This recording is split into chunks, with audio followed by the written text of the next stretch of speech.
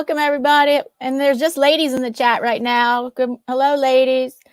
And we have our featured guest today. Oh, finally, Paul's here. Our featured guest today is, well, his channel's called Consult a Blind Guy, and his name is Andrew. Welcome, Andrew. Hey, Diana. Thanks for having me. Yeah, and if you can just, everybody can see the title. Okay, the topic is he has made one or more videos on this. He's an expert on 10 ideas for developing multiple streams of income. Mostly they're online passive forms of income, and to get off disability if that's what you desire. So let's roll the intro. That was just the countdown. One of my friends said that's the intro. No, that was the countdown. Here's my short little intro. It's only like 1 minute. Maybe it's less than 1 minute. Okay. And then I'm going to bring Paul on, but.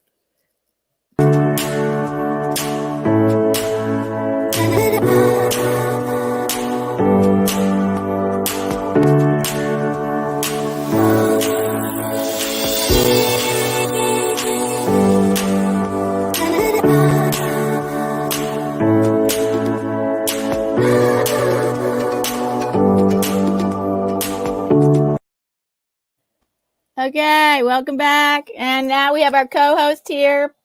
What's up, guys? Hi, Paul from Paul's Blind Soup for the Soul.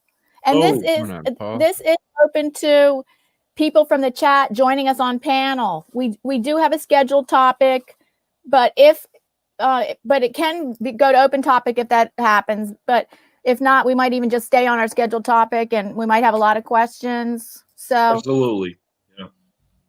So let's. Okay, so Paul, do you have questions for? Oh, wait, does Andrew want to have it? Does he have Andrew? Do you have an introduction that you want to intro your topic? Well, my name's Andrew. I am the host of Consult a Blind Guy, and the topic today is 10 ways to make money to get off of disability. And there's a few of them that are offline as well as a lot of them being online. And some of them can be easy to do, some of them can be difficult to do. It all depends on your niche or what topic you specifically want to get into. And it requires a little bit of work, but they're well worth it in the long run. Thank you. So can you give us, tell us the top 10?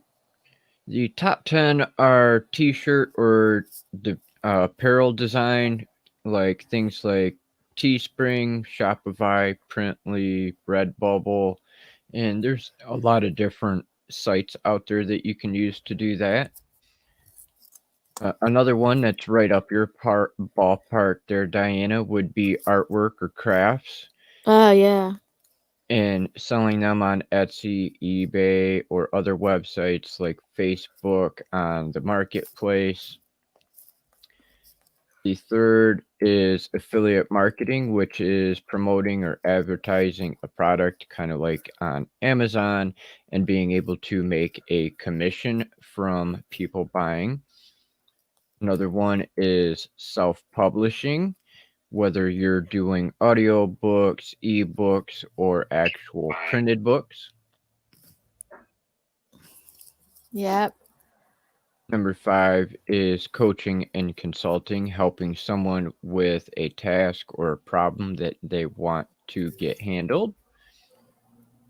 Email marketing, which ties into the t-shirts and things like that, where you can build an email list, send them advertisements, promotions, and information on different products or services that you recommend, as well as having a insurance policy in a sense to where if you're a YouTube creator, you would be able to reach out to your subscribers to let them know if something happened to where your channel got shut down or anything like that.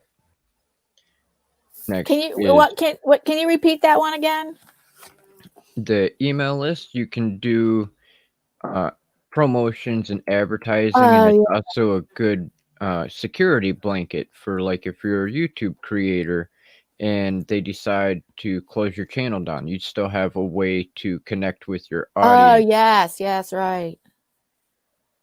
And 7 is freelance work on like Fiverr, Rev, Upwork, Craigslist, anything that you can do for virtual or in person. YouTube monetization, which would be having ads played on your YouTube videos. You can also have Google ads in general if you're not a YouTube creator. And that's another source of income that you can have from them sharing different things on your content. And then sponsorships and brand deals with companies that would pay you to market for them. It could be like TubeBuddy, vidIQ, Morning Fame, Filmora, any kind of company that might be within your niche to where you could specifically market for them. And then 10 is public speaking, whether it's at schools, associations, organizations, or events on your specific topic. One common for our blind and visually impaired community would be something like Foundation Fighting Blindness, or going to like Heritage for the Blind, Commission for the Blind, and things like that, and speaking about your specific eye impairment or experiences that you've had. And then the bonus one is scrapping metal. A lot of people don't realize it, but scrapping metal is another good source of income. All it requires is you take your old electronics and strip them down for the metal inside of them, and you can take them to a scrapyard and make a little bit of money. The more metal you have, the more money you make. Okay, so I had a question about a few of them. So Fiverr, you're saying you can become part of Fiverr, like you can be like one of their artists? Well, what it is Fiverr, you go on, you create an account, and you specify what it is that you do. Like, for instance, you being a multimedia artist, you could go on there and say, I'll charge you $25 to do a drawing or a painting or something to that effect. And then somebody can go through and be like, oh, well, I need a logo designed for me. Can you design me a logo? And then you would charge them $25 to do the artwork for them. Yeah, Fiverr is mostly for people that they go to Fiverr so to get logos and channel banners and thumbnails. Is that right? They get everything on Fiverr. Everything? Everything. You can be a content creator and you can do videos for people. You can be an artist, do artwork of all types. You could be a music producer, somebody that transcribes books. You could be a voice actor. There is a number of different things that you can do on Fiverr. Oh. And then for sponsorships, do you need a certain amount of subscribers? Some people think that you do, but really you don't. It all depends on the company itself, on what their requirements might be for sponsorships or brand deals. Like TubeBuddy, for instance, they have an affiliate program. Yeah, that's affiliate. Anybody can do you don't have to have a certain amount that's affiliate program, but that's similar. That's related to being sponsorship. Yes, because when they do stuff, they don't only just offer the affiliate program, they also do sponsorships too. And some companies have requirements on how many subscribers and traffic and things like that you have, and some of them don't. It's all stuff that you would negotiate with that particular company. And then hi to Danny. Yes. Danny Mac. Hi to Gaswina. Hi to Kylie. Hi, Kylie. Kylie Q. I said Gaswina, didn't I? Yes, you just said Gaswina. Okay. And One Mighty R. One Mighty R. Hi, Norgus. Norgus. Hey, everybody. Brandon beautiful Jackson. Brandon people. Jackson. Hi, Brandon Jackson. Brandon. I just wanted to acknowledge some people in the chat. That's all. Sorry. Okay, thank you. Well, another question I had was for speaking, public speaking, so that for organizations. Yeah. Oh. Yeah. It's all in the negotiation when if you approach them or if they approach you, it all depends on what it is that you're going to do. Are you going to be a keynote speaker? Are you just going to be a guest speaker? Because some of them, they will pay you and some of them, they don't want to pay you. It's all about negotiating what you want in order to do it. Oh, we forgot to say hello, Mr. Fulton Mraz. Oh, Mr. Fulton, hello. Okay, let's see. Just want to make sure. I have a question, Andrew. Yeah. When you were talking about those Google ads. Divided by site. I had said hello to her in the chat, but we didn't say it out loud. Hi, Lauren. Hi, Lauren. Okay, sorry. Yeah, you're fine. The Google ads you were talking about.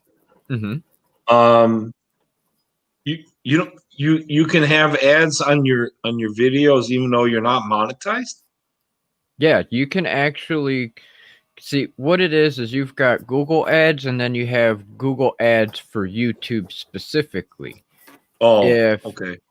If you're a part of the YouTube partner program, then you have the YouTube Google AdSense. But if you're not a part of the YouTube Google AdSense, you can actually have just a Google AdSense and you can put those ads within your stuff outside of YouTube. Really? Okay. Outside of YouTube, you're saying? Yeah. Yeah, like on a blog, I wouldn't be able to put a Google a ad. I would not be able to put a Google ad on one of my videos on YouTube. It would have to be a different way. Yeah, it would be like if you were to do a blog, a website. Yeah, if you were on a blog or a website, something to that effect, you could have Google ads that way.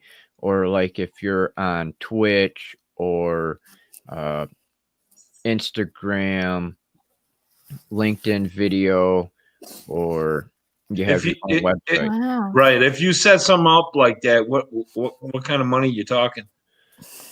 I do believe it's like 4% commission, and they have a cost per mil, and the cost per the CPM is actually based on every 1,000 views, and it all depends on the type of content you do. Okay, but generally it's 4%. Yeah. So people have to click on the ad. Is that right? Yep. Yeah. What it is they like if you were on Vimeo or one of the other platforms and you have a Google ads, every time that 1,000 people view it, you get a commission. The more that they click on it, the more of a commission you can get. Just by viewing it. Yes. It has to be 1,000 people. Every 1,000 people is how they predict your payment for that particular ad. And is that's negotiated also? No, that is preset and it goes based on your niche. Like, for instance, now seeing how we're on YouTube, I'll just use them for an example.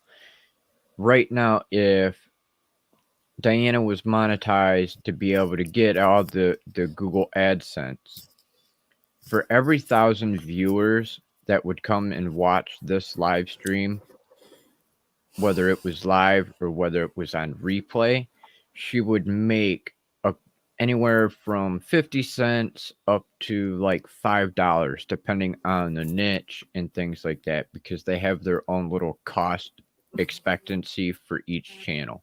Yeah, financial channels have a higher CPM. Yes. And that's per 1,000? Per 1,000. They call it cost per mil, but it's Greek for 1,000. Okay. Right. Okay, does the chat have any questions? Okay, or does anybody on the chat like to come up on the panel? Want me to drop the link, Diana? Okay. Okay, we're dropping the link in case somebody'd like to come up on the panel. Oh, Doll Cecil Runo cannot join us today. She is everybody, she's kind of one of our usual scheduled guests or panelists, but she just, well, congratulations to her. She just released her short story yesterday, and she's exhausted. Nice. She's exhausted. I bet she is. And she's exhausted and happy. Yeah. She said she might show up in the chat. Did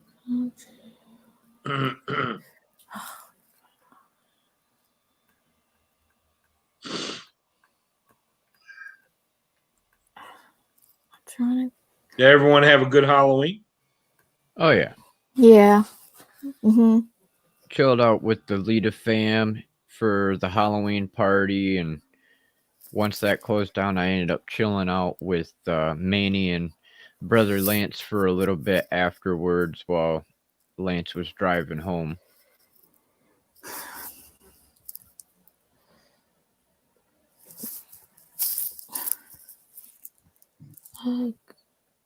Can you repeat the first 5 again? The first 5? No problem. The first one is t-shirt or apparel sales, which is like Teespring, Shopify, Printly, Printify, and the other different sources out there like Custom Ink and stuff like that. And that's t-shirt design, mugs, canvases, phone cases, and with everything that's going on in the last few months, it could be face masks. Yeah, I just added a face mask to one of my designs. Number 2 is artwork, craft work, or graphics that you could sell on Etsy, eBay, Facebook Marketplace, and Amazon. other websites. Do they still have handmade Amazon? Yeah. Number 3 is affiliate marketing, which is promoting of products like on Amazon, other services or products that you might be interested and think the audience might be. Self-publishing, which is writing your own books, whether they're actual printed books, ebooks, or audiobook. And number 5 is coaching and consulting. And that is helping people solve a problem or get through a troublesome time that they might have an issue with, whatever you can help them with. That's the name of your company, Consult a Blind Guy. So can you give examples of the kind of consulting you do to help the YouTube blind community and disability community?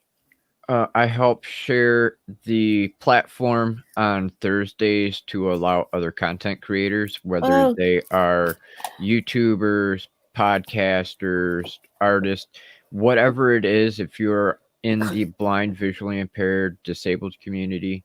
Here's Ian Jackson. Okay, hi, Ian. Ian! Hello, buddy. Hello. I'm Bryce. Hello. Okay. What were you saying, Andrew? But on Thursday, I do interviews. I'll have other content creators come on and share their story and about their content, no matter what kind of content it is. It's also open to the sighted community to help them grow their channel through a different audience. I do one-on-one coaching and consulting to help other content creators get through some of the trials of making content, giving them ideas, helping them fix audio issues, figuring out how to use different platforms like StreamYard, create Canva artwork for tutorials and all kinds of stuff. Okay. All right, excuse me, I'll be right back. And you're going to officially launch your business when, in January? Or hopefully in January, yeah. Okay, so Ian, hi, do you have any questions or comments? How successful have you been with these particular, is it a matter of trickling bits, or are there certain ones that do better than others, strategy-wise? It all depends. Myself, with my experience, coaching and consulting is a lot easier. At the moment, I do not charge because I don't have the business officially licensed and everything. But when I do, there is going to be fees that are going to be reasonable for the disabled community because I know what it's like to be on a limited income. T-shirt design and apparel work is fairly easy and you can make a decent profit on. Affiliate marketing is the same thing. I am an affiliate for Calming Anxiety, which is a course about getting rid of anxiety, whether you're stressed or anything like that. And anytime somebody buys into that course, that's $100 in my pocket. Right. Wow. So me being in business myself over years, what I've found is important if you're setting up as a new business is getting some work in and making sure that you do good work. Obviously, you're always wanting to do good work, but that then helps you to build reference. Yes. Once you've got reference, people will look at it and go, oh, so-and-so said that they did a good job. And that's how you build work up, mainly. Because other people have said, yeah, he's done a decent job there. Now, it's going to be different in every different environment that you work in. But it's a matter of making sure that you establish yourself originally and then build that client base. Yep. Yeah, directly after that. I've been doing you get a good online reputation for years. Yeah. So I mean that's about as much business knowledge I have. I just I tend to go for the wing it strategy. I'm kidding. No, you got to try and do your best with what people will recognize. If you're doing something, especially in creative arts, people will recognize whether you're good or you're not good at doing what you're doing. And if you are, sometimes you do pick some work up from it. Now, just because you're not picking work up from it, it don't mean to say that you're not very good. It means to say that most of the work gets gobbled up by big companies, which is a reality. That's the way it is. We're little fish in a very big pond. So, if we do get a bit of, that's why it's always good to have a broad range of things that you do. Yeah, that's why he promotes, multiple streams of income. Yeah, it's really, in these days and ages, you've got to be, unless you're a really top end, like, for example, I do photography, for example. Unless I'm a top end photographer who's known throughout industry, I'm not going to make a load of money out of photography.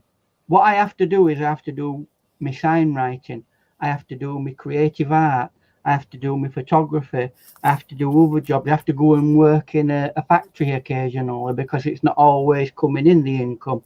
And those multiple streams will get you by rather than just having a 9 till 5. Not everybody's meant for doing 9 till 5, are they? So, especially us creative people. So, yeah, that's as much as I know about it. So, what are your thoughts, Diane? How have you coped over the years? I did well. Teaching is not really 9 to 5, but that paid well, and I did well, and I did not need multiple streams of income. That work, I did that for 25 years, and it paid good enough. I did not need multiple streams of income. So stepping away from, I don't need it now either. It's just, it's like, if I want a supplemental income, I could go for it. I can go for it. But so do you think it's a good time for you in what you would call semi-retirement, right? Yeah, it's full retirement. This is full retirement. Well, whatever you want to call it. Well, you can still have an income. I take on too much, though. I'm doing. Is it a good time to be doing that? Do you think that? I mean, because there's no pressure on you in that sense. Is it a good? I have to read. Yeah, I know. I also sometimes think, oh, what's my direction? What direction do I want to go? And I'm like and I question it sometimes about how involved do I really want to be on YouTube, or how involved do I really want to be in my Etsy shop? And I question it, and I kind of just keep doing what I'm doing. And well, I am going to change things up a bit in January. Well, actually, I'm adding. I took off some things off my plate, and I'm adding something. I'm going to have a new Sunday art series. Ooh. Art, creating art. It'll be called Serenity Art Sundays. I actually did it for 8 episodes back in 2018, but I'm going to start it in January and see how it goes. Give it a shot for 6 months, because my friend, who actually is going to become my mentor now, because she's really done well on YouTube. So I'm going to take tips from her. She said, she says she thinks that the art series that I've done in the past, I have not given them enough good shots, enough time. So like that time when I did Serenity Art Sunday in 2018, I gave up on it after eight episodes. So I'm going to give it 6 months. You know what?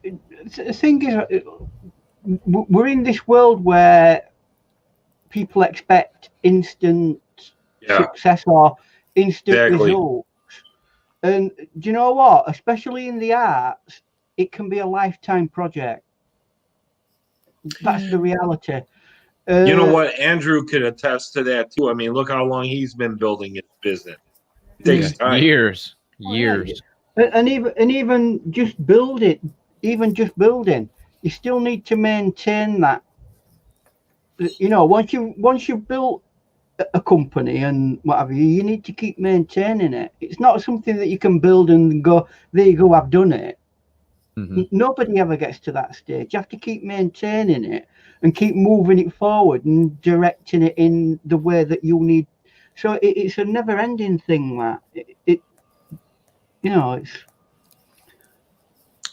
it can be harder work. In fact, it is harder work than going to work. No disrespect to people who go to work on a 9-to-5 basis. They've got a lot on the plate, yeah. But you take it in context with somebody who's got an entire one-man band company to have to deal with, and they're the only person that's dealing with everything. Well, some people, they really love being self-employed. Oh yeah, absolutely. They really hate working for somebody else. It's got a lot of pluses and it's got a lot of minuses. It just depends on the person whether they want to take that on. It says you've got to be ardent to do it, though. But it depends on how involved you are in it. If you're talking about it just being doing bits of work as a supplement, then that's not that big a deal. But if you're talking about taking your business into a level where you're a product and a brand and a company that employs people, then obviously it's going to be a much more complicated set of circumstances. Did you see Gaswina's question, Diana? Yes, about the face mask. Yeah. Yes, I've been I answered her. Oh, you did? I couldn't understand what she was asking you. Oh, just on the subject of COVID. I don't know what you're being told over in America, because I know you're busy with other things.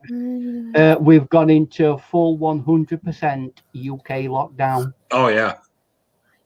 Yeah, you guys are racking up. No pubs. There's pubs that shut again. Ah, Open that's revolt. horrible for everybody. All alkies will not be able to go to the pub. They'll just have to drink at home. Yeah. Good job. I've got There's hot chocolate with Southern Comfort in it. They shut down the bars and the restaurants by us too, but not us. Our restaurants are still open. Because our cases in Illinois went up. 3 days in a row, 8% increase, 3 days in a row. Automatically, they start shutting things down. And I've heard a conspiracy theory that the only place near you that's still open is that Illuminati's. Yeah. No, Illuminati, but you know what? There are 2 or 3 restaurants that I know of that are fighting the good fight, and they got a lawyer, and they're packed. They're having people in the dining room and everything. People are just going back to their lives, man. I mean, to be honest with you, why can't people? I mean, we're in a universe where we can order out and eat at home, can't we? Yeah. So I don't know why any places needed to shut down. They don't. Just get everybody doing like packing and ordering and sending them out. Yeah. Well, that's what a lot of people are doing in the U.S. It was called curbside pickup, but I like to dine in sometimes with Lisa. We enjoy, somebody gives you a cup of coffee, they refill the coffee for you. The dining experience is nice. I agree. And there's some people, they're fighting the good fight, and they got a good lawyer, and they're constitutionally, I don't think they can do that. So they're resuming business. They're on very dodgy ground, aren't they? Trying to shoot certain things. Well, obviously they wouldn't do that because it would jeopardize their license, food license. The state could pull their license for not following certain rules. But in this particular situation, apparently they must have a very good lawyer because there's quite a few fighting back now. And just continuing business as usual. There'll be a lot of lawsuits after all dust settled with this. There'll be an awful lot of lawsuits against governments, an awful lot. But anyway, that's COVID news from the UK today. Yeah, well, stay safe, Ian. Be safe. Yeah, we have literally gone back down into full lockdown. Oh.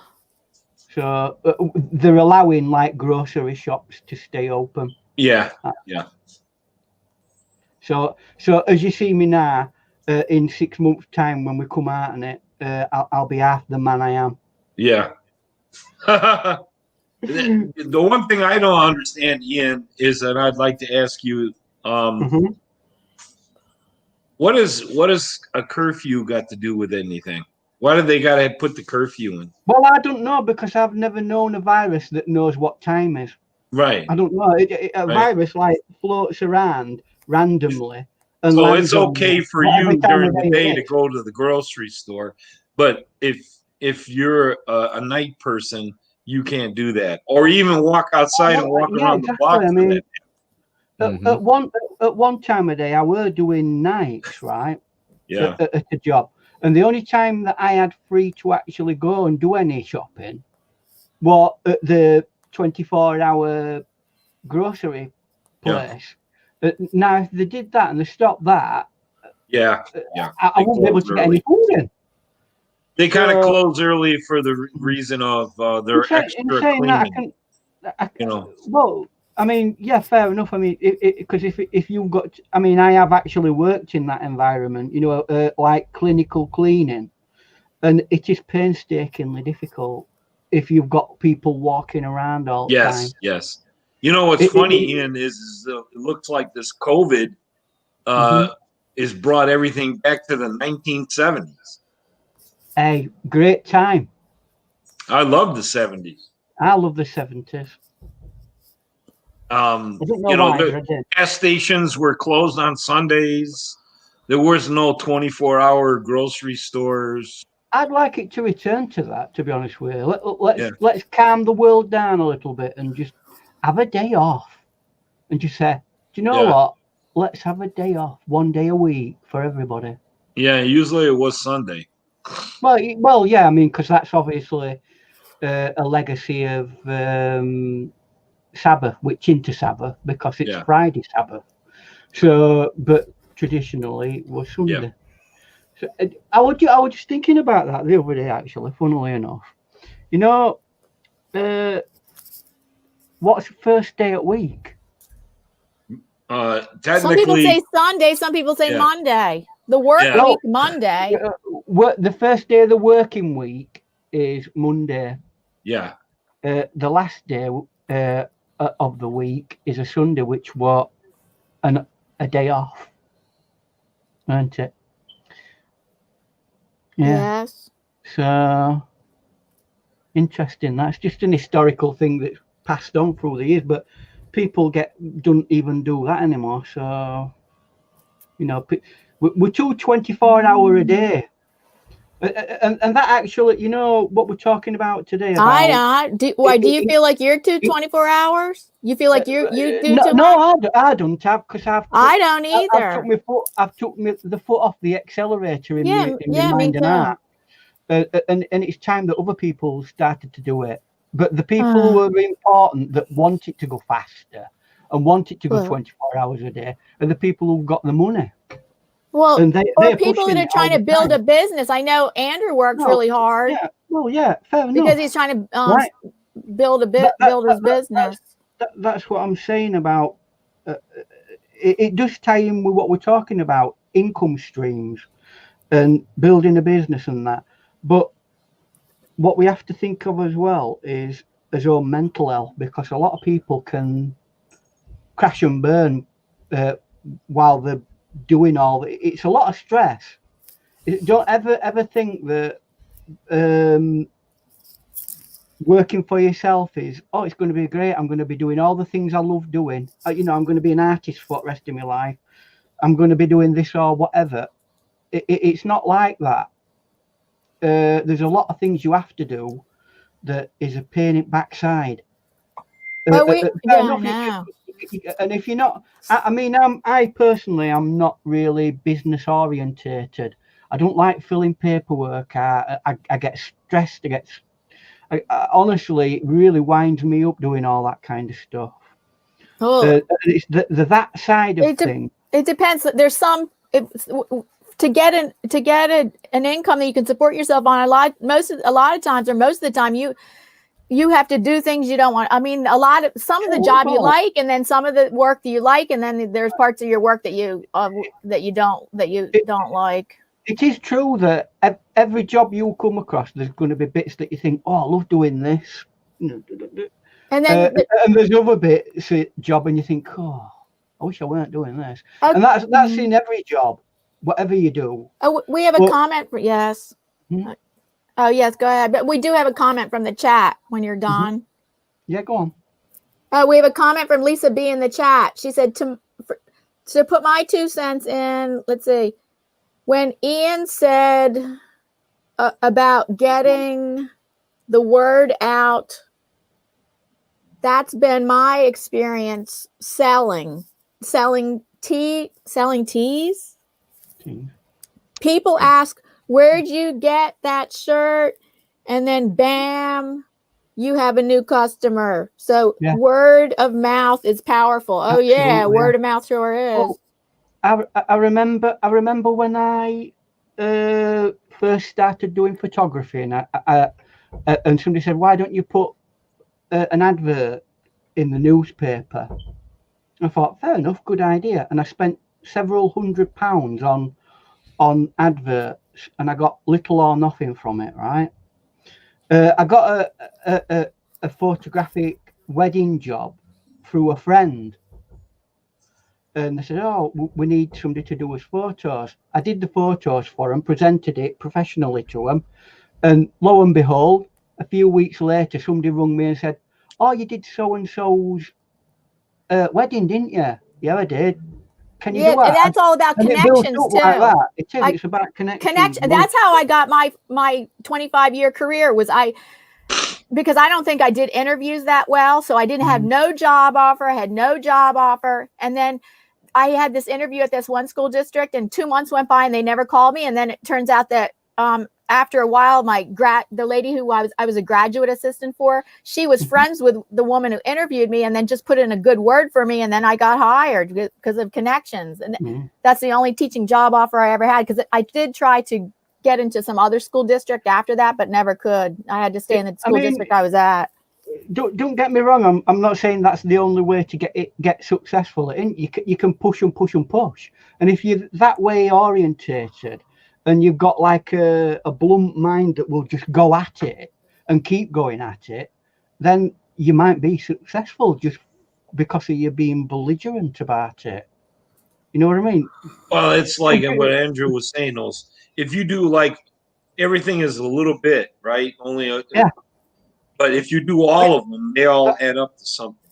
That's why the strategy of having several strands of income, that's what they're saying now. People are a lot of proponents for it. Because there's every likelihood of one or two of those strands being so hard to deal with that you're going to you might end up with just 2 or 3 strands.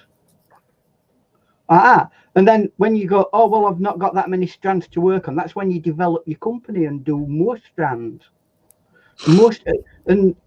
Until you look at a company like Winsor & Newton, for example, right? The famous art company. They started off with watercolor paints. What do they do now? Everything that an artist needs. And they built that up over centuries. But they started off with watercolors. And then they thought, well, if we can broaden that and do oils, and then we can do paper, and now we can do brushes, and now we can do acrylics and every other, and they've got, it's called having fingers in pies. And that is a great strategy. If you've got the capacity to be able to be broad, that's good, because you'll hit more things than you miss. Well, a lot of people are proponents for multiple streams of income now, because there's so few jobs that are really secure. Where you really have job security the way that used to have job security years back. Just have a look at this as an illustration, right? When it gets dark at night, we switch a light on, don't we? Right? What happens if that electricity goes? What do? Oh yeah, because you're saying there's a monopoly on the utilities. No, I'm just using it as an example. We have a generator. We have a generator if we have to use it. Yeah, you have a secondary source that covers the original. So I'm running off a light now, right? If that went out, what do? You get a torch. You know what I mean? It's not exactly the same, but that illustrates. Am I on to disco or something? Flashlight. Oh, why don't you do a happy dance? Yeah. Because I'm by international treaty. Under law, under law, I am banned from dancing for life. That's why. I once went into a disco. You're so full of it, man. I'll demo it just for you, but don't tell anybody. I was doing Birdie song. And I were a bit flamboyant because I'd had a couple of pints of beer, and I wish me hand out like that in some flamboyant Strictly Come Dancing move, and I ended up like smacking a barmaid. It was like a Bruce Lee move. And I ended up nearly knocking her out, and I got thrown out of the pub. But what anyway, was playing in the background? Staying Alive by Bee Gees? No, Birdie song. Oh, Birdie song. I can't even remember. You know, I'm Chicken dancing. dance. Yeah, only Chicken Ian would do that with the I chicken know. song. Well, because I'm I've since been diagnosed as dance lexic, so I know There have been decades and decades of weddings where people danced the chicken dance and there were no injuries.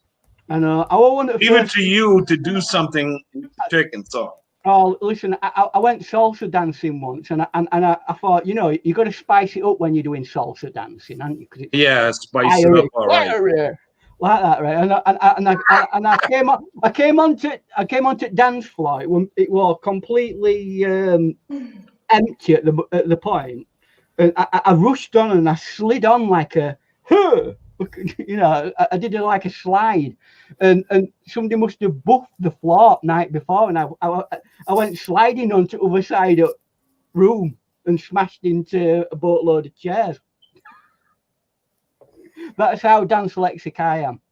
So I don't bother anymore. I mean, well, you know, we'll make the excuse for you. You just sit in the chair, okay, and then you do your lice, and then Diana will do hers, and there'll be a duet at the end of the show. We have a couple of new people that just joined the chat. Kilroy's woodworking and grayscale painting, and also we're inviting people from the chat to come up on the panel if they would like. I'll drop the link again. Okay, is there any questions for our featured guest, who is Andrew from Consult a Blind Guy channel? So that's the point, right? So normally we have a normal source of income, or that light source here. Andrew and that thing. Oh. Right, Yodi light source. We all have a light source, right? Was it a question? Yes. If that goes out, what do? You get. We have a generator. If we have an emergency, you have an emergency torch, don't you? Well, it's better to have a generator. Well, yeah, no, but I haven't got a generator next to me, so when we have a power cut, we have some sort of light, don't we? So that we can see in house when it's pitch black. Can I get that back on there? Can I? Yeah, I can. Yeah. So what are you saying about the flashlights? So what I'm saying is, with income stream, if your income cuts out for whatever, you're fine. If it cuts out, right, you've got something. If your main income stream cuts out, let's say you lose your job, right, exactly. You've got your emergency income there, and that's another good reason why you can have multiple incomes, because you know, sometimes a certain thing that you are doing is flavor of the month, but then a couple of months later it's no longer flavor of the month. I mean, for example, if you know, if we continue on with COVID and everything, for example, who knows, it might be a regular thing to be wearing masks. But who's to say, if people get jabbed next month and what have you, and it goes away, do you think anybody's going to be wearing masks anymore? No. So the people who make masks, or if you're making masks, that income source will die off. And that's the way of the world. You have to keep ahead of the curve with what is currently popular. Well, that's where supply and demand, when we were taught in school, comes into play. Yeah, so one of the points that Andrew is making about multiple streams of income is that for those people that want to get off disability, he's trying to help for those people that want to get off disability. I mean, from the viewpoint of, I know you mainly focus and cater for people who have sight disability. That's going to be an awful. I mean, actually having multiple forms of work is going to be down to what your personal capacity is. Andrew, Lisa left you a comment. Okay. I don't think it's a question. She just mentioned that she put a comment out there. And I do have a question for him. Oh, We can hear you. She could ask the question right there. We can hear you on the panel. Oh, okay. So I want to know if Andrew, is his experience, does he have experience with like Discord and Twitch and all that weird stuff that the young people are using now that us old geezers don't know what the hell we're doing? Yes, actually, I am on all platforms. Ooh. Yeah, I think Andrew sleeps only 3 hours a day. Yeah. Yep. That leads me to another question then, Andrew. Is it possible for someone to too thinly spread themselves on social media? Because you have to spend a reasonable amount. I mean, I spend nearly all my day dealing with Facebook, for example. Yeah. So I mean, I'm just branching out a little bit onto other platforms. Oh, he's really involved on social media. He has 19. He hosts 19 Facebook groups. Wow. 3 YouTube channels, or 3 or 4 YouTube channels. 4 YouTube channels, 19 groups, 10 Facebook pages, Twitter, Twitch, Instagram, Pinterest, TikTok. I am literally everywhere. Just not Reddit. Not Reddit yet, right? Right. I never really got Reddit. I don't get Reddit. You cannot post unless you have karma points. It's so ridiculous. You have to. The way you get karma points is putting like really thoughtful comments on people's posts, which I did, and I still couldn't accrue any karma points. So I just gave up. I'm like, this is stupid. Young people love it. So whatever.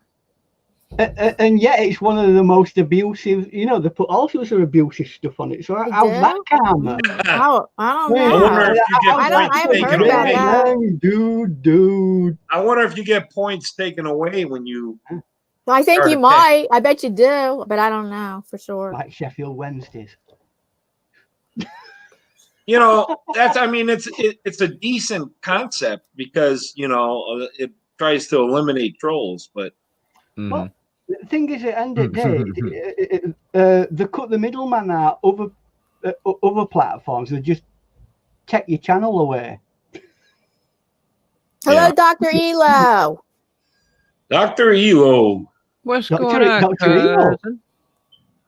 Dr. Evil. That's your cousin, right? Elo. E-L-O. E-L-O. Sorry, I'm dyslexic. Mm-hmm. And dyslexic. And you found him in Lita, right? You didn't know that he was your cousin? Yeah, I didn't know until we started talking during Lita. That is the most craziest thing in the world, man. That's awesome. There you go. Right place at right time. Isn't that something? Yep. Yeah, and in fact, we actually there's another one that was in there as well. But that is a cousin. Do you call them cousins because they have heritage that's indigenous? Yeah, because we both belong to indigenous nations, and by that we are related. Okay. Just like one more question for Andrew. Yep. If someone's coming in fresh with no social media, like anything, what's the first thing you would advise them to start an account in as an artist? As a new person going into social media, what platform would I suggest? Yeah. As an artist. As an artist. As an artist. Or content creator. Actually, it probably wouldn't matter what you were doing, but I think she's asking for herself because she's, new. Getting established in any social media. Are you saying you want to promote your products, Lisa? You just want to be able to show it off. Yeah, just to kind of get out there, you know. Well, I would go with Facebook. Yeah. And you could join a bunch of art Facebook groups. Groups, yeah. Yeah. I think she tried to join yours, Diana, but you had some kind of problem, right? No, Oh, I thought you did. no, I don't. Just get friendly with quite a few groups, art groups, and contribute in it. Diana has an art group. Exactly, Elo. Exactly. It's called The Art of Soul, a creative journey. Yeah, Elo said it right here. The best platform to start off would be Facebook, because not only is it getting you out on social media, but then you can have your friends and family help promote your product or your art as well. Oh, there you go. Yeah, but you know what? Facebook's hit and miss. You know that. I mean, my Facebook page is basically dead. It's like either I'll get, I am involved in so many. I mean, I'm a member of many different Facebook groups, and most of them are art Facebook groups, but one of them was not art related, but I would share my art in there, and I made a few sales. It's the only time on Facebook I ever made sales. I made a few sales through my contacts in that group. But other than that, I've made more sales through my contacts on YouTube. I don't look at Facebook as a platform for selling any of my art. It's there if people can, and they can see it. And there's you should set up a business page. Yeah, that's a good idea. That's different than your personal profile account. Yeah, but people don't get to see. I've got a business page, but nobody ever goes to it. I know, but I know I know an artist who has a business page and it's very active. I have like 1,000 something people that are supposed to be on my business page, and hardly anybody ever there's like one person that might comment or two. Nobody ever interacts in there, and I'm like, how often do you post on it? Well, I used to try to post regularly. I am trying to post regularly again. Maybe I'll just, if that would help. I don't know. Well, you have to advertise it too, don't you? No, you don't necessarily have to advertise it. You have to be active on it. If you're not active on that page, it's not going to go anywhere. Well, I'll give it more of a chance. I've been active, it's like but any platform, I'm going to just keep being consistent. Yes. I'll just keep being consistent on it. You know, when you've got your own personal page, you don't always think about that other business page. I neglect the business page because I'm so focused in on my personal page. Yeah. Which in real terms is my business page. I know my personal profile account is more active, and that more people, tons more people respond and interact with me on my personal. But I can give my other one more of a chance. Just keep being consistent and give it. Even though I've had it for a long time, but I hadn't been consistent on it. So that's the key, I guess. Yeah, it all depends on how send me that link to your business page. I like to check it out. There ain't anything on it. Andrew, you said what? It all depends on what? It all depends on how you interact on the platform, because if you go like certain groups, for instance, if you're going into an art group, you should be using your art page as the way you interact rather than using your personal account. Oh, that's a good idea. Oh, thank you for that tip. Yeah, Lisa says that makes a lot of sense. Yeah, you create your page, and then any group that you go to, as long as they allow. Yeah, that's right. Because sometimes they don't allow that. Yeah. Yeah, if you can be signed up as a page rather than an individual, then use your page rather than your personal account, because then people will see you post as Artfully Blind with Diana, or whatever your name is on there, and that will make them go, okay, well, now I want to see who this is, and then they'll click on that, and then they'll look at your page, and they'll be like, oh, well, I like this, and then they'll follow you. That's a good tip. Yeah, thank you. Is Lauren still in the chat? I don't know. Lauren, are you still here? I haven't seen her interact, so I don't know. Lauren, are you still here? Because I'm curious how Lauren, did her book, and that was a way of income. I'm just curious how she advertised her book. Maybe she can come on panel and discuss it. I can answer that. Lauren and Nicole did their book, and a lot of it was promotion through other channels like mine and other friends. They did posts on Facebook, Twitter, and their social media accounts. And then you had people like me who actually are friends with them that also helped promote it. Elo helped promote Yeah, it. I helped promote it. I bought a copy and it was not large print, so Amazon sent me another free copy. It's still not large print. And apparently, it's a manufacturer defect. So I'm going to give the second copy away as a giveaway on my YouTube channel. So the way I understand it, since our guest is here discussing all these different streams of income, while we have everyone in the chat, how does somebody contact you, Andrew, for any help with any of these suggestions? Well, his link I understand is in my that you're description. offering it free right now, but eventually your business gets built. There'll be a fee. Yeah, and it's So how going would to they be contact you? affordable. Fee. Okay, first, his link is in the description box. That's the first thing. Okay. Yeah, you can find me on Facebook at Consult the Blind Guy. I'm on Twitter at Consult Blind Guy because of character limitations. But anywhere on social media, you can find me at Consult the Blind Guy or Consult Blind Guy, as well as email me at consult.ablindguy@gmail.com. Yep. And his link is in my description box also. And Andrew is a real good source for those people that are timid and don't know things.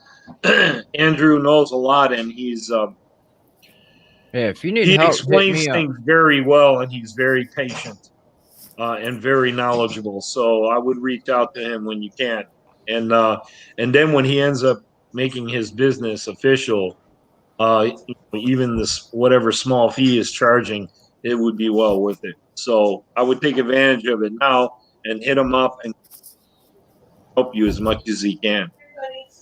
Yeah, I do tutorials and anything I possibly can to help out the community.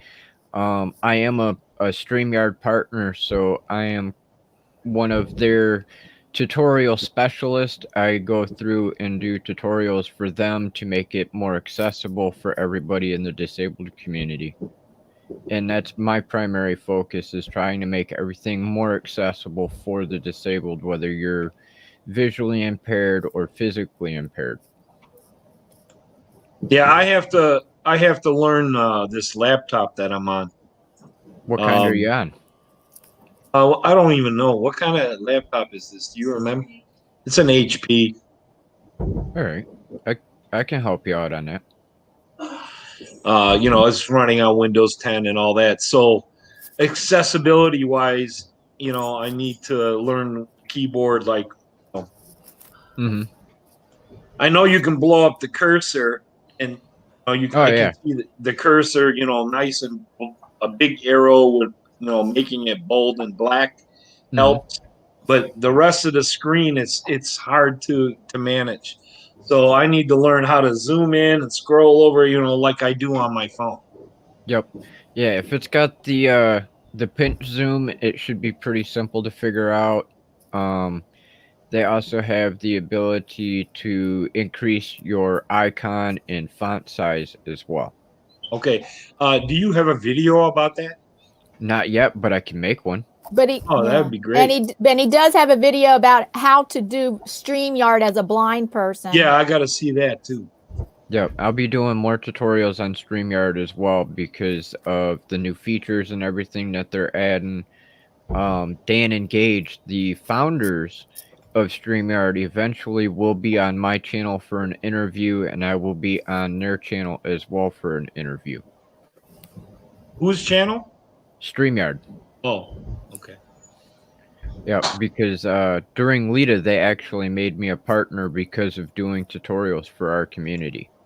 Oh, nice.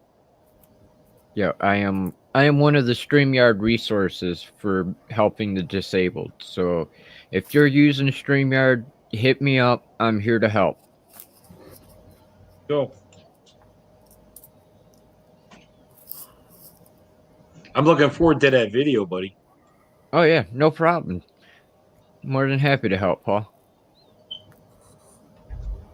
I have another question. Oh, Lisa has another one. Sure. Okay, so the people that you're going to help or that you're trying to help get off of whatever they're on, assuming they have some sort of insurance right now through whatever assistance they're getting. Mhm. So what happens when that goes away? Depending on what it is that they're on, whether it's SSI or SSDI, it depends on what the restrictions are for them. Because I have noticed, depending on state, there are differences on the requirements for some things. If they still remain, even if they make money, they could still be classified as low income, and if they're still low income, they should still be able to qualify for their medical insurance. They wouldn't be getting all the way off of whatever they're on. Well, eventually you would if you made too much money. Yeah, if you made too much, then you would have to go to your own. And I, incidentally, from what I understand, because I get phone calls all the time, they have a get back to work program through the Social Security office. Yeah. Yeah. And I think it's similar to what you're doing. No, when I went, because I was actually offered that a while ago, and they told me whatever I made doing that program, they would take for my benefits. Oh, really? I hear different. I hear that you, they're trying to get you off of it, but your benefits are still there until you get to the point where dollar for dollar, everything is, Well, Social Security disability is different than SSI. Yeah, no, yeah. SSI is completely different. I think any type of income that you get, SSI is bye-bye. Yeah. Because it's so low. I think SSI on the average is about $30-$35 a month. No. Yeah, it's not much, SSI. Yeah, or maybe I'm getting that mixed up with the food program. Maybe I'm, Yeah, because I get 600 from SSI, and when they forced me onto SSDI, they took 150 of my money from my SSI away to put it towards the SSDI, and now this past week, they're actually trying to force me onto Medicare. So now I'm fighting with them over that because why don't you want to be on Medicare? It's wonderful. Not if I have to pay $212 for it. A month? Yep. Yeah, the health. Well, what kind of health insurance do you have? Medicaid. Oh, okay. Because I'm a tribal member, the government is required to have me on Medicaid. They're trying to force me over to paying for. Your income qualifies you for Medicaid. Yeah. And now they're trying to force me on. Well, you start getting successful, buddy. You might want to consider trying to get on there, anyways, because once you start getting let's hope that when your job, your business takes off in 2021, and now you don't qualify for Medicaid anymore. You declined on Medicare. That might be a problem. No, I can go to my tribe and get health insurance. Way cheaper. Through who? My tribe. Oh, through your tribe. Oh, okay, cool. You guys got like some kind of co-op insurance in the tribe? Mm-hmm. Oh, that's awesome. Okay.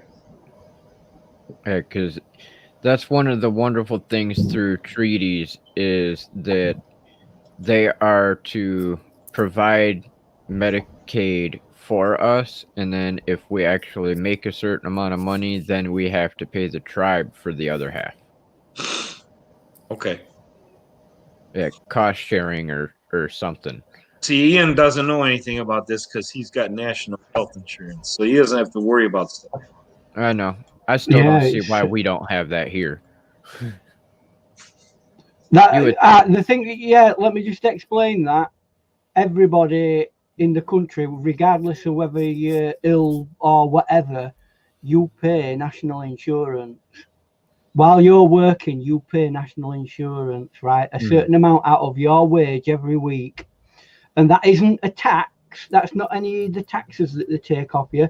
That's a set amount called national insurance that is taken away from you, whether you're ill or whether you're not ill or whether you're whatever.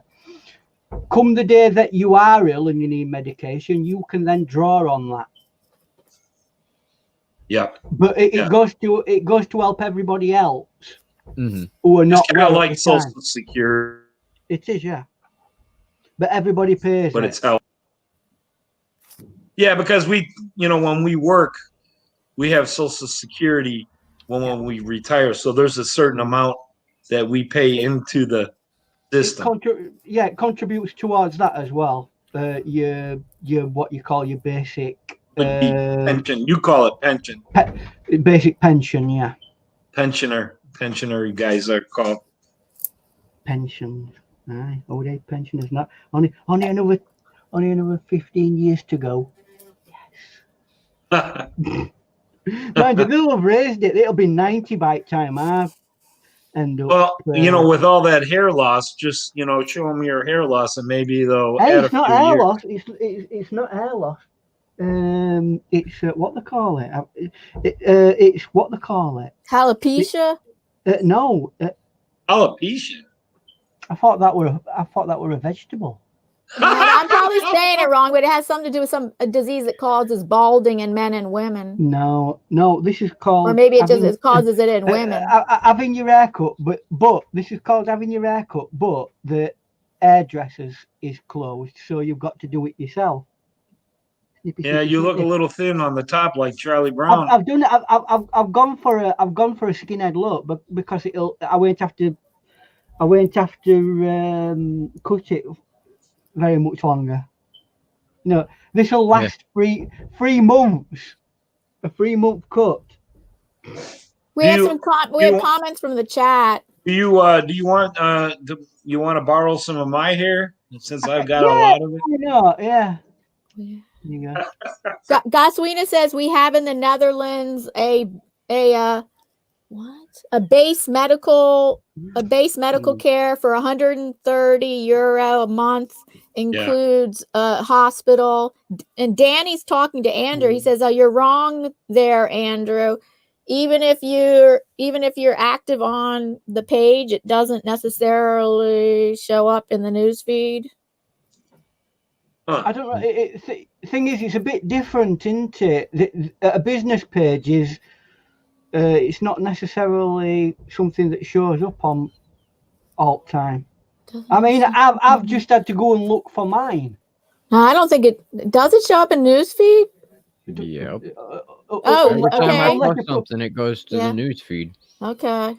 But then again, whatever you're active in, it is going to be the thing that shows up. Like you said, if you don't ever use it, it's not going to show up, is it? Nope. But to be frank, it's like doing double the amount of work.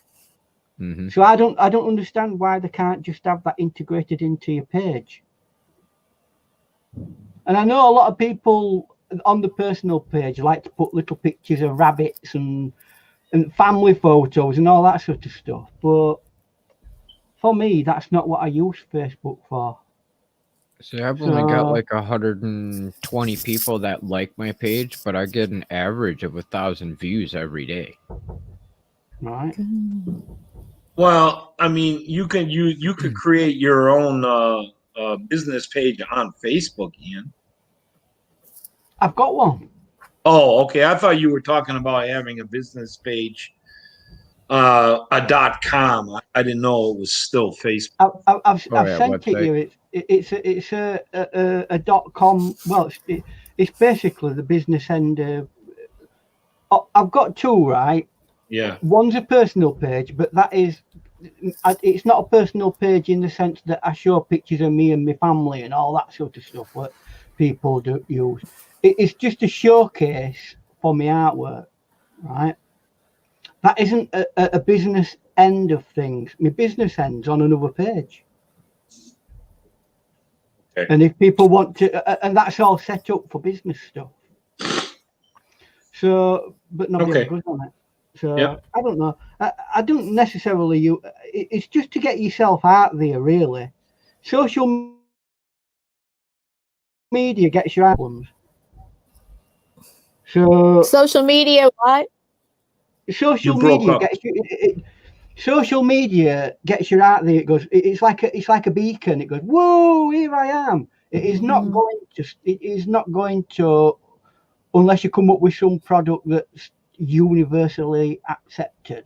It is not going to get you zillions and zillions of sales. So again, you know what we said about income streams. You got to have the same attitude towards your advertising as you do as your income streams. There've got to be different ways of getting people to know that that's what you do. Some of it's social media, some of it's word of mouth that we've already talked about, and some of it's just pure chance. Bumping into somebody and going, "Oh, I didn't know you did that. Oh yeah, blah blah blah. Do us that for us." You know, I've had more work from that situation than I have from social media and other things. Just like networking with people on a one-to-one basis. Yeah. Yep. Be a break. Be a break. Go for a beer break.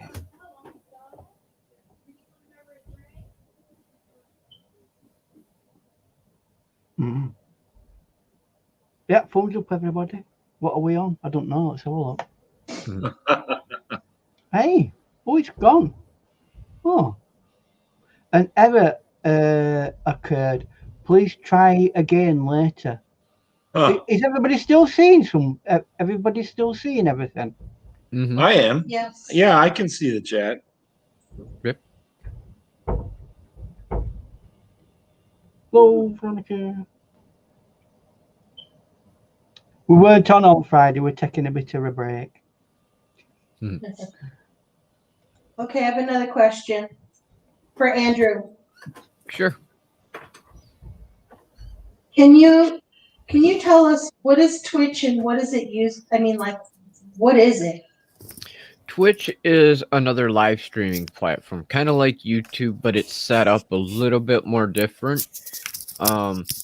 There's a lot of different people on there for different reasons. The primary reason it was created was for streaming video games, but it is actually branched out from being just the video game streamers to everybody, like on YouTube.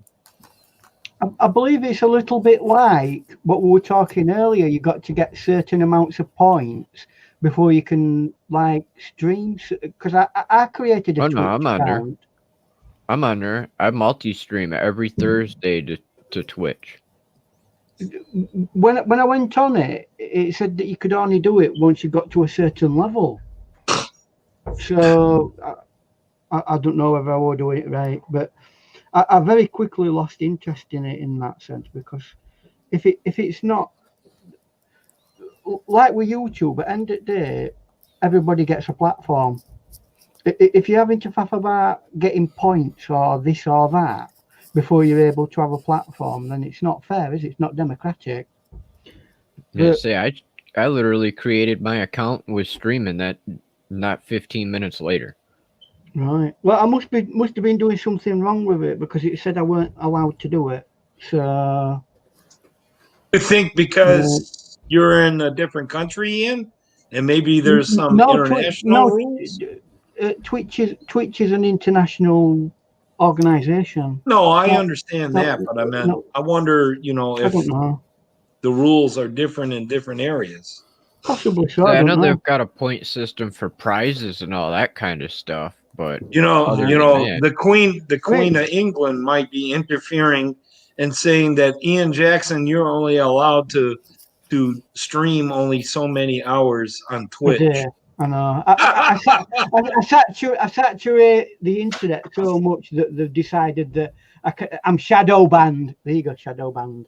I mean, it's possible, right? I mean, it wasn't. Didn't Trump try to squash TikTok? Yeah. Yeah, he didn't. Now he bought it. And then he backed off on it. Yeah. Bought it now. Well, you know, because they're trying to say that TikTok was a spying software, and it's like, how is it a spying software? Google spies on you, Facebook spies on you, they all spy on you. Yeah, yeah, exactly. Every social media platform on the planet draws data from you on a daily basis. Oh yeah. Fact. Big Brother's watching. Yes, he is. And his little brother is. and his Russian mate, who I'm a friend of. Yeah. That's right. Yuri Gori Bedorori. You're Gori Bedorori. Yeah, it's all in the terms of service. It is. Once you give them permission to sign up, that's all it took. Mm-hmm. Yeah. Well, I would try just signing back up to it and try again and see if you have problems with it, Ian. Do you know, I'm on that many different social medias now, because this was a while ago now. So I just think, to be honest with you, I'm already saturated to the point that I want to be. Yeah, okay. So, and it's all the same people anyway, mostly. It's kind of a weird platform. There's like a lot of different little icons and doodads and bits and bobs all over the place. It's really weird. It's very confusing. I can definitely confirm that, because it's kind of like a cross between YouTube and Twitter. Yeah, is how it is, because they use the hashtag system, and they have all the little icons that recommend things that you might be interested based on what you've watched before, and then you've got different icons for the channels that you follow. And yeah, it's a nightmare. I'm actually going to be working on doing videos to explain how to use Twitch and everything as well. Now, does Twitch have a monetization program where you start making income or no? Yes. Is it the same as YouTube or is it different? It's different. They actually are partnered with Amazon. So you don't need to have 1,000 subscribers and 4,000 watch hours? They do have requirements in order to make money off of your channel, but it's way different compared to being on YouTube. Does that mean it's easier? Yeah, that's what I was getting at. Thank you. A lower requirement and it's easier? Thank you, Diane. I do believe it's a lower requirement, but I don't think it's any easier, because it all depends on your audience and how much engagement you can get. Yeah, yeah. One thing I want, I don't know whether it's Reddit and things like, they have things called subreddits, and they rate one another on P's. And I don't get all that sort of stuff, but I'm really new to all that. Yeah, never been on Reddit. Maybe it's a referral platform. I don't know. Again, it's these young people spoiling it all. Why can't we just stay on Facebook? We've only just got, come on, road us. We've only just got used to using Facebook. Let's go back to MySpace. No, hey, let's push it. Let's push it back even further. Online America. Oh, AOL. AOL, take you back that one, doesn't it? Oh. Look at you laughing. No, the young kids can say the same thing to you and say, "Come on, old man, get with the times." I can go back to a program before, almost at the very, very beginning of modern home computing, called Paintbox. I guess we know. Bye, Gaswina. See you later, Gaswina. Bye, Take Gaswina. care. Thank you for stopping by. It was beautiful painting this morning. Yeah, Paint Box, right? It came out on it were an hardware program, and then it came out on the early forms of what were called Commodore Amigas, if you've ever heard of them. That were copied by a certain company called Adobe, and they turned that into something called Photoshop. Oh, Photoshop's still going strong. And that's been around. That's one of the longest lasting programs on the planet. Lisa, you're good at the Photoshop, right? You know Photoshop real well, right? I look nice when I've been photoshopped. I think Lisa actually took like a college class. I have a lot more hair. Yeah, she did. I took a class in it that where I learned about it. That was a long time ago. Yeah, you know the graphics part of it. The problem is we're taking classes with programs, any program, don't matter what it is. By the time you've qualified, it's probably moved on 2 or 3 generations. Well, you're a little dyslexic, the commercial, so you're slow. The commercial version of it is like 2 or 3 versions in front, and then you go to have a go on it, and you go, everything's changed. Where's this? Where's that? I find learning software from a qualification viewpoint a waste of time. Fair enough, it might give you a background, but unless you're ahead of the curve with the program and you have the latest version in front of you, you'll never go that far with it. In saying that, that's one of the reasons why I don't bother using Photoshop anymore. There's plenty of other programs that are just as good as Photoshop. Well, I mean, if you're in a job, it's one thing. You got to keep up with the latest CS and all that. Absolutely, yeah. But if you're just doing it on your own, for your own artistic endeavors, my Photoshop is so old. It was before they even went online and did the subscriptions.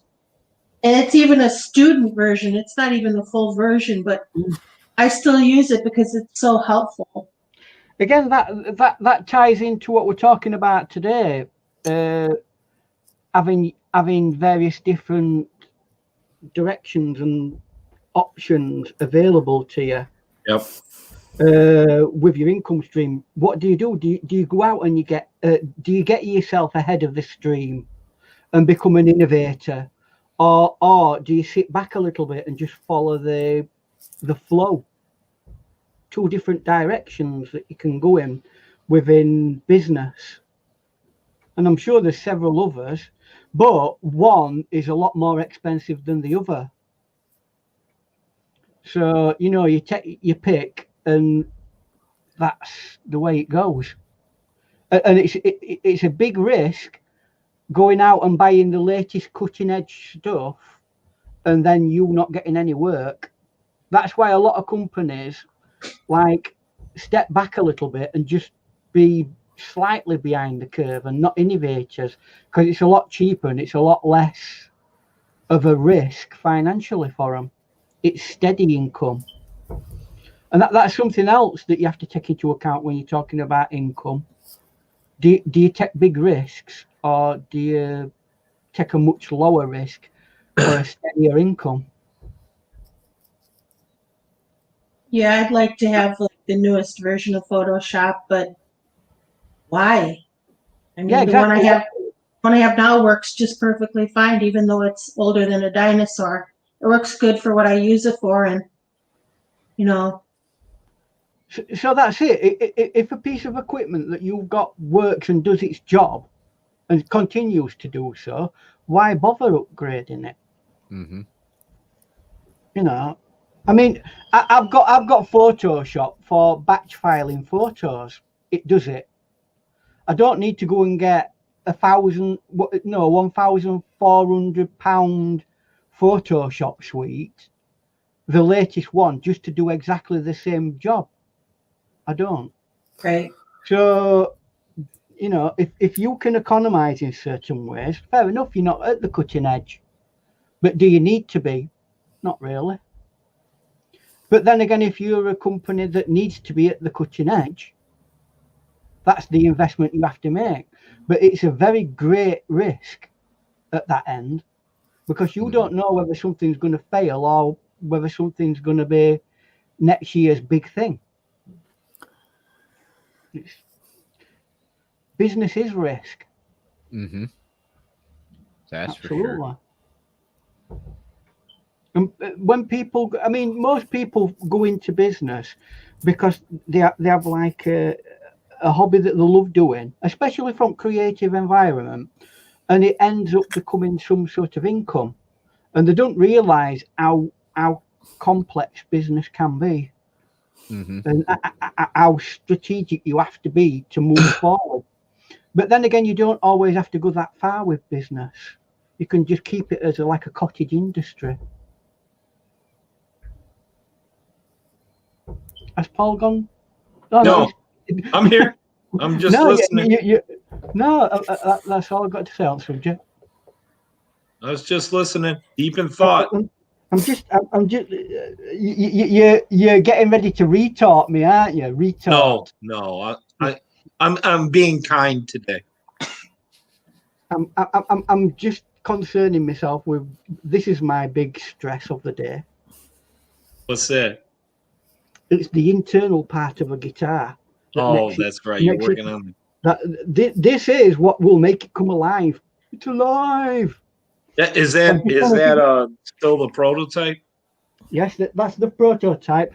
Once I've done the prototype, I'm going to build the actual proper one with proper wood. Because at the moment, it's just made out of like normal everyday building wood. You're going to make a video on it when you make the. I will do, yeah. But I want to make sure that not that any of my people who watch my stuff will be interested. It's a completely different genre. I know you want it to be professional, but I've got to make sure I know what I'm doing before I talk about it, because, mind you, that makes a change. When have any of my videos ever been about anything that I know what I'm talking about?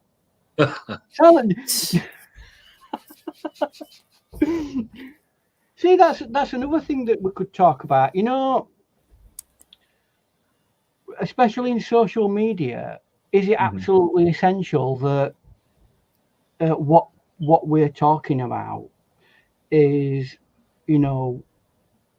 absolutely 100% accurate, or can we just be, these are my findings. This is how I've worked out how to do it, or is it this must be done this way and this must be done that? What's the right strategy? I don't think there is one way. Everyone has their. That's why there are multiple ideas out there, and it all depends on your talents and what you want to do with your content. Right. Yeah, because otherwise we wouldn't have so many YouTube influencers like Nick Nimmin, D Nimmin, Dan Courier, Brian D. Johnson. All the influencers out there all have different aspects of what will and what won't work, and none of them is 100% accurate, because one of them can tell you to go out and do this one thing, and it might work for them, but it's not going to work for you. Yeah. See, Ian, it would have been good if you did the Lead It challenge, or even the Bledo that we just did, because that challenge molds you to answer that question that you asked.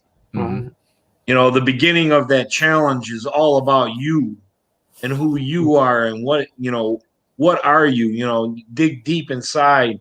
What are your interests? What's your why? For being what's your why? Why are you doing this?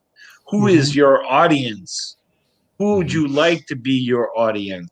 Stuff like that. And then, over time you get better and better at live streaming, and then you take all that block building at the beginning, and then towards the end, we Live actually streaming start. / videos. Yeah, and then Content, eventually, being a content creator. yeah. Mhm. Well, it molds you. So the answer to your question, I would say, is, all these. That's why there's all these different YouTubers. They're all different. You be you, and do what you want and what you are all about, and everything falls into place. Yep. If you try to copy somebody or try to do something that somebody else is doing, it doesn't work. Diana can contest to that with Kylie Koo. Kylie Koo's smashing it in YouTube. Kylie Koo is my new mentor. She's taking, and Kylie Koo is like, Diana's worked so hard on YouTube and tried to help people. I mean, she's a blessing, and she's stuck. She's stuck at 2,500 dead subscribers. She's trying so hard to grow and do quality content, thumbnails, beautiful thumbnails, color coordination, time, being on time. When you start a series, it's one time and a regular schedule, and just keep going and moving and moving and moving. And her growth is really slow, but Kylie Koo, she doesn't do any of that, and she's exploding. Well, there's things I can learn from Kylie, so I'm taking her on. She can be my mentor. I'm gonna take her. I mean, I'm going to go by stuff that she says, is actually is different than what, say, Brian G. Johnson was saying the other day. I was about to go in a direction like that, and then he says, everybody, you know what? You should get a mentor. Somebody who's where you want to be in your niche. Was Brian the guy that gave you an analysis of your channel? No. What happened with that analysis? I learned some things from it, and he actually didn't. He actually has some. I was his guinea pig, or they call that your beta, and there's just a few more sections to the analysis that he's not completed, and I don't know when he's going to complete it, but I learned some good things. I learned some good things from that. Okay, good. One of the things that, with this guitar I'm building, right? Obviously, I've had no background experience in building guitars, so I thought, I'll go and I'll watch some videos. Lo and behold, there's tens of thousands of videos on how to build guitars, right? Now, I've watched various different people, and the ones that I've got most from, and the ones that I've most been interested in and stuck with, are the ones that appeal to me, and it's the ones that are kind of like laid back, and they don't care about, we've made a mistake here, well, we'll sort it.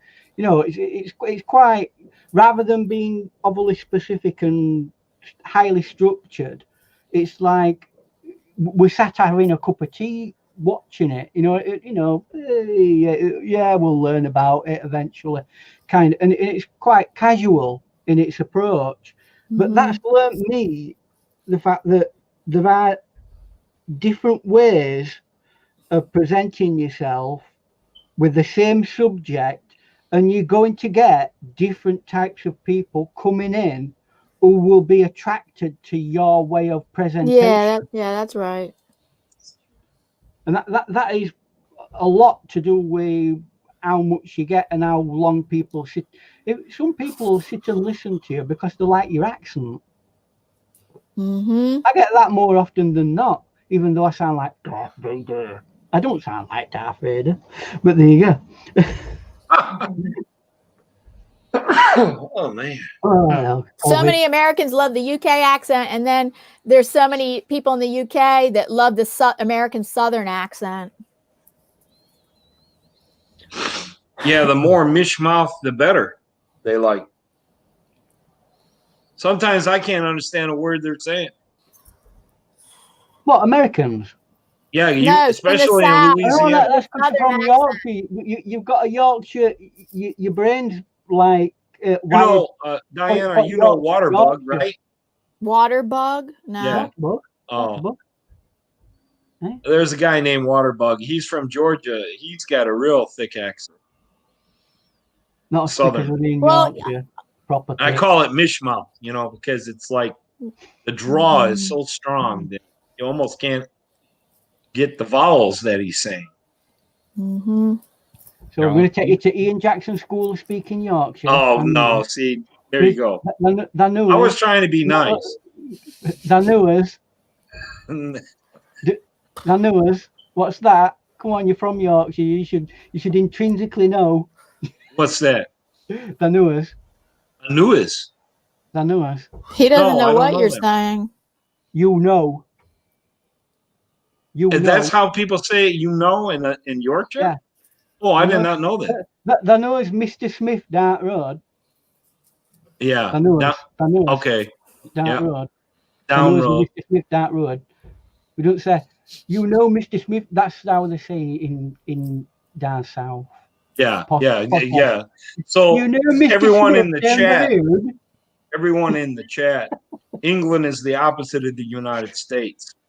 So like England, northern England is like our south and vice versa. Kind of, a little bit. When it comes to language. When it comes to accent, yes, you're right.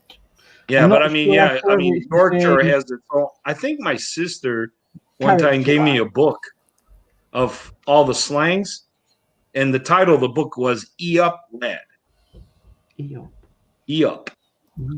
I think I don't know America as a character, various areas, but Yorkshire is like fairly laid back people. Yeah. Kinda. Yeah, down to earth. Yorkshire. We're very proud people, but Yorkshire, but we're not like posh or proper. Just like gotta wave your hand a certain way. Do that Queen wave. Oh, don't do that. You'll get. They'll send in special services to come and pick you up. I'll give you 24 hours to get packed up, mate.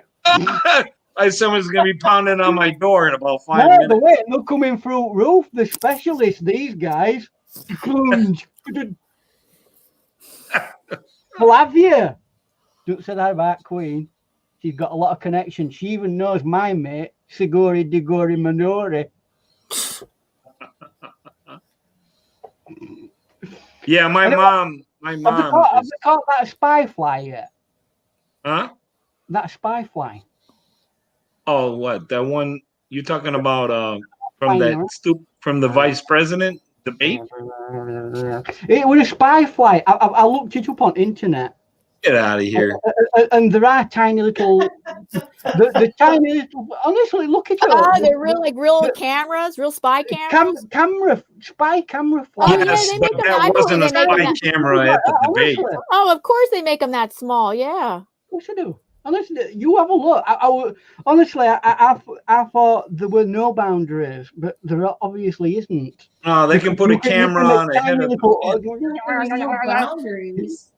Obviously, you haven't heard of Watergate. I mean, come on, Watergate. Wait a minute, but Watergate wasn't that like 500 years ago? Yeah, they've never had boundaries. Never, ever. What? Watergate. They don't care. Before I was born. I know, that's a long time ago. That was Nixon. Because they've been doing it forever. What was Watergate anyway? Remind me. Do you remember? Yeah, when they spied on the other party. Well, he's asking. He doesn't know. I've heard about it. They snuck in and they were spying on each other. Hey, just don't subject it. Hey, I think you'll be sad to hear that one of our greatest spies died yesterday. Oh yeah, Sean Connery. Yeah, rest in peace. 007, R.I.P. Yeah. Mm-hmm. Sad to say. My favorite Sean Connery movie is Red October. Mm-hmm. Red October. Love Red October. Yeah, that movie's phenomenal. The one that I always remember him in, well, there were a couple of films that I thought he did really nice in. League of Extraordinary Gentlemen, is it? Is it something like that? Yeah. And Highlander, he were only in it for a bit part, but it was good that. I liked Highlander, and he were good in that as well. And he lived to be 90. He was 90 when he died. So that's pretty long. That's a long life. I was really surprised that he was that age, actually, to be honest with you. Yeah, I never really gave it much thought how old he was, you know? Yeah. It's a fair age, isn't it? Yeah, he did. He had a good life, and he was a very good actor. Yeah. And because you're from Yorkshire, Paul, as well, and you might know this guy, same day, Nobby Stiles died. Oh, no, I don't know him. Do you remember when England won World Cup in 1966? No. I was 2 years old. Yeah. So I was 2 years old and I was in the United States. Because I was born in England, but when I was 9 months, Mom and Dad came back. So I was raised here, so that's why I don't have an accent. Nobby Stiles were one of the players in that team who won the 1966 World Cup, and he were one of the great midfielders of football. So he passed on yesterday? He did, yeah. Oh. Plus, day before it, Bobby. Rest in peace. Aye, did he play for Leeds? No, he played for Man United all his career. He was one of them career players, you know, that stayed with one team all the time. Yep. So, he didn't go to New York. No, yes. Anyway, it don't matter because we've got another good manager now. Oh, do you? Yes, we have. He's good. Oh, so now you're happy. 2 games, 2 wins. We're going up the league. Have you played Leeds yet? No, because they're in a different division to us now. They're in Posh Division 1. Yeah. And we're in lower league. There you go. Isn't our That's sports right. canceled? I remember you were depressed. They demoted themselves. I know. Isn't our sports canceled? But listen, it's rolling. It's like this. If they stopped us from having sports, would march. Do you know what? Yorkshire, as a county, because the government. This is hundreds of years. This is before America existed, actually. Hundreds of years ago, they were persecuting Yorkshire with all sorts of things because it used to be the capital of England, Yorkshire. And it got moved down to London, and they were telling us what to do. So people of Yorkshire decided they weren't going to have it anymore, and they went en masse. They surrounded London, and they prevented anybody from going in or coming out until they got the demands met. When was this? Hundreds and hundreds of years ago. They actually stopped a king. They almost stopped a king from being continuing being a king. Yeah. Because he were making all sorts of silly, stupid rules. They said, right, until you do as we say, we're not going to allow you out of London. We're going to lock you in. And they literally surrounded London. That was a whole different time then, because now that you have a prime minister, things are different. Oh well, I mean, constitutionally speaking, the crown, like Her Majesty the Queen, she doesn't get involved in politics at all. So what is she? 104? She's old. No, she's early, or I might be wrong here. She might be in her early 90s. Yeah, that's what I'm thinking. Yeah, I think so anyway. Ouch.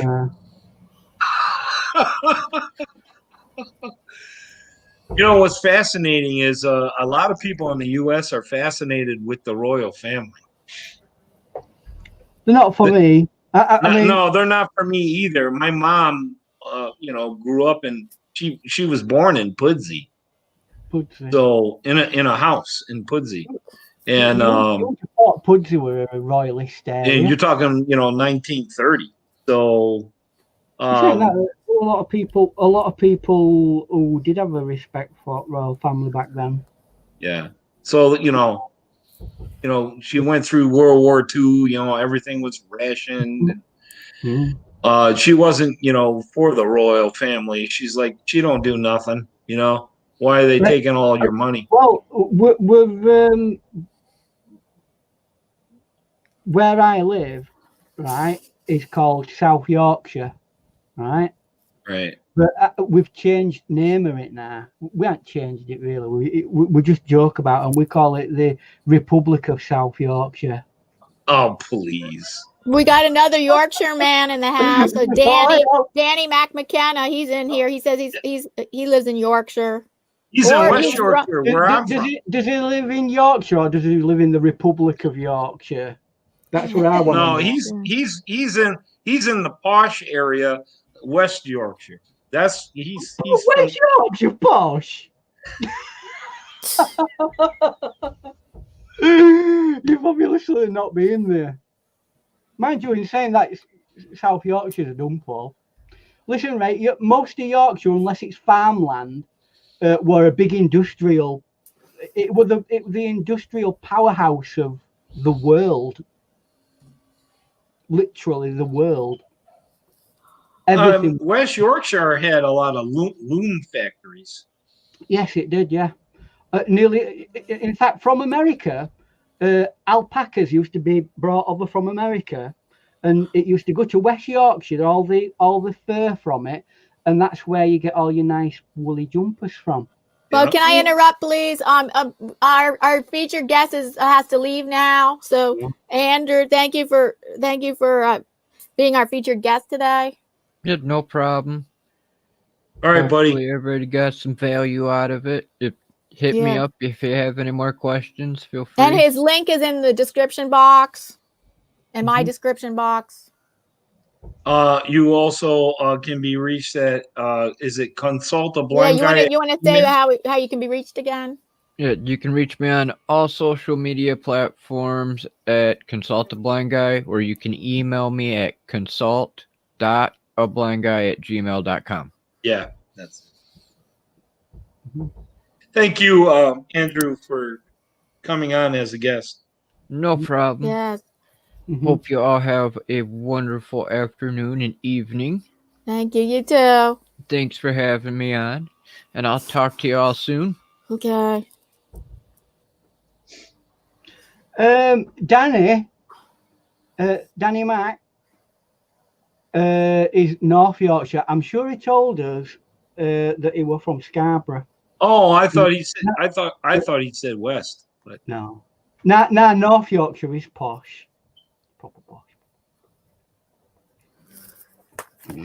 All right. I think I'm gonna close this. Okay.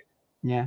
Yeah, we've been going for an hour and a half, almost 2 hours. Yeah, we're almost 2 hours. I'll get myself off. Thank you, everybody. I'll see you later. Yeah, thank you everybody in the chat. Thank you, moderators. Okay. And thank you, Paul. And yeah, thank you, Diana, for having me on. Always. Because we're co-hosts. So we are for December. What day would that be? Oh, well, you want me to? Okay, let me look it up. I can look it up fast enough, I think. Okay, we're going to tell you in December. It's going to be the first Sunday of the month. The first Sunday of the month will be December 6th. Okay, December 6th. December 6th is the first Sunday of the month. That's the next time we will, that's the next time that we're going to have this YouTube Blind Community live stream event. Thank you again. The first Sunday of every month. Oops. Okay. Okay. Okay, bye everybody. All right. Bye. Take care. We'll Bye. see Bye, you Lisa. December 6th, 12 p.m. Eastern Standard Time, USA. Take Well, care. a lot of you guys will, that's when we're going to have this show again. Okay. We'll see. Take care. Most of you will see between then. Bye, everybody. Bye, everybody.